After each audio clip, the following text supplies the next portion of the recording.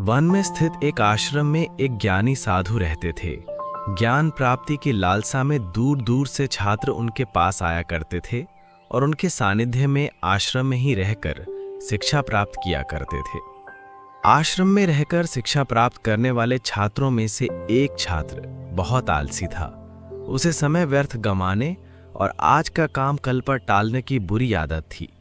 साधु को इस बात का ज्ञान था, इसलिए वे चाहते थे कि शिक्षा पूर्ण कर आश्रम से प्रस्थान करने के पूर्व वे छात्र आलस्य छोड़कर समय का महत्व समझ जाए। इसी उद्देश्य से एक दिन संध्या काल में उन्होंने उस आलसी छात्र को अपने पास बुलाया और उसे एक पत्थर देते हुए कहा, पुत्र, ये कोई सामान्य पत्थर नहीं बल्कि पारस पत्थर है। लोहे की जिस भी वस्तु को ये छू ले वह सोना बन जाती है।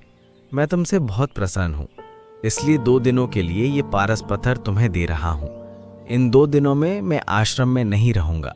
मैं पड़ोस के गांव में रहने वाले अपने एक मित्र के घर जा रहा हूँ। जब वापस आऊँगा तब तुमसे ये पारस पत्थर ले लूँगा।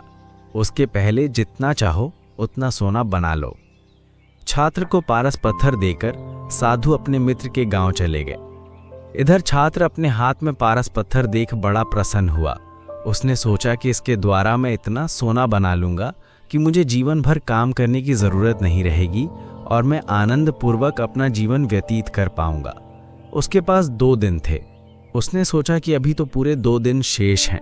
ऐसा करता हूं कि एक दिन आराम करता हूं, अगला पूरा दिन सोना बनाता रहूंगा। इस तरह एक दिन उसने आराम करने में बिता दिया। जब दूसरा दिन आया तो उसने सोचा कि आज बाजार जाकर ढेर सारा लोहा ले आऊंगा और पारस पत्थर से छूकर उसे सोना बना दूंगा। लेकिन इस काम में अधिक समय लगेगा नहीं, इसलिए पहले भरपेट भोजन करता हूं, फिर सोना बनाने में जुट जाऊंगा। भरपेट भोजन करते ही उसे नींद आने लगी। ऐसे में उसने सोचा कि अभी मेरे पास शाम तक का समय है, कुछ देर सो लेता हूं, जागने के बाद सोना बनाने का काम कर लूंगा। फिर क्या, वो गहरी नींद में सो गया। जब उसकी नींद खुली तो सूर्य अस्त हो चुका था और 2 दिन का समय पूरा हो चुका था।